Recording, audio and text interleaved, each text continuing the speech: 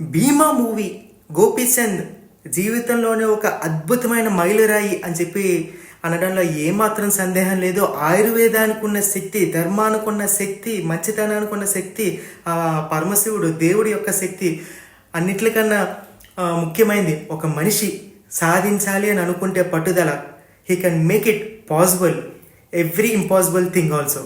So ఈ అద్భుతమైన కాన్సెప్ట్ని భీమా సినిమా రూపంలో తీసుకొచ్చారు. ఖచ్చితంగా ప్రతి ఒక్కళ్ళు చూడాల్సిన మూవీ లిస్ట్లో ఏదైనా ఉంటే ఫస్ట్ లిస్ట్లో భీమా మూవీ పెట్టుకోండి. మీ జీవితంలో ఒక అద్భుతమైన ఎక్స్పీరియన్స్ చూస్తాము. హనుమాన్ మూవీ చూస్తే మనం ఎంత పరవశించిపోయామో అదేవిధంగా ఈ భీమా సినిమా కూడా ఆ పరమశివుడు, శివుడు ఆజ్ఞ లేనిదే చేమైనా కదలదు అని అలాంటి సామెత మనం వింటూనే ఉంటాము. సో ఆ సామెతని మనకి సినిమా రూపంలో చక్కగా చూపించారు. మంచిని ఎంత చక్కగా ముందుకు తీసుకెళ్ళాలి అన్నది ఈ సినిమాలో మనకి ఒక మంచి లెసన్. ఎలా అంటే ఒకటి కాదు, రెండు కాదు, చాలా రకాల లెసన్స్ అన్నీ కూడా మనం నేర్చుకోవాలి.